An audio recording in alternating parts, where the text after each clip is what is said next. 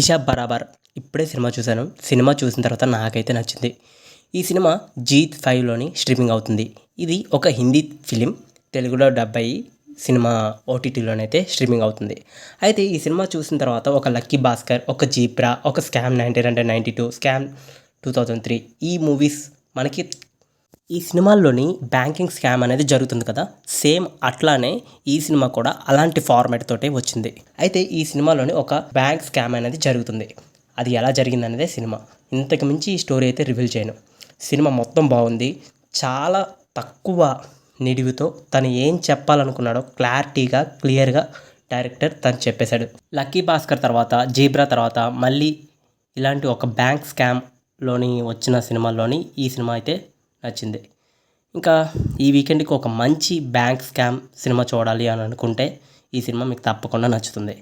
అలాగే ఈ సినిమాలోని ఒక మైనస్ పాయింట్ ఉన్నది. పాటలు హిందీలోనే ఉంటాయి, తెలుగులోని డబ్ చేయలేదు. ఎందుకంటే తెలుగులోని డబ్ చేస్తే మళ్ళీ పాటలు బాగోవు కాబట్టి డబ్ చేయలేదు.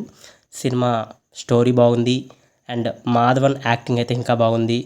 యాక్టర్స్ యాక్టింగ్ కూడా బాగుంది. ట్విస్ట్ అయితే బాగుంటుంది అండ్ క్లైమాక్స్ కూడా అదిరిపోయిందని చెప్పచ్చు. ఎనీవే ఈ సినిమాకి నేను 5కి 3 రేటింగ్ ఇస్తున్నాను. Signing off movie talk V Telugu channel.